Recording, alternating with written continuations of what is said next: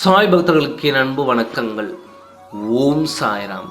என் அன்பு குழந்தையே, நீ எதிர்பார்த்து வேண்டிய நபரை உன் கண்முன்னே கொண்டு வந்து சேர்க்கப் போகின்றேன். நீ ஏன் இப்படி உன்னை கடுமையாக வருத்திக் கொள்கிறாய்? நீ உன் உடலை வருத்தி கொண்டு என்னை வழிபட வேண்டாம். நான் எப்பொழுதும் உனக்கு துணையாக உன்னுள்ளேயே இருக்கின்றேன். அப்படி இருக்கையில் நீ படும் துயரங்களை நான் அறிய மாட்டேனா என்ன?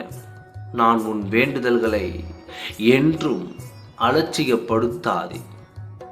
நான் உன் வேண்டுதல்களை என்றும் அலட்சியப்படுத்தியதே இல்லை. உனக்கான நல்ல வாழ்வு, உனக்கான நல்ல வழியை நிச்சயமாக உன் சாயப்பா நான் உருவாக்குவேன். நீ நிம்மதியுடனும் சந்தோஷத்துடனும் உனக்கு பிடித்த நபருடன் வாழப்போகின்றாய். அதற்கு நான் பொறுப்பு.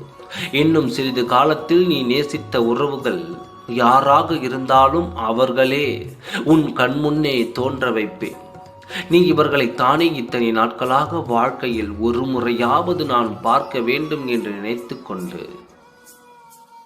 இருந்தாய்.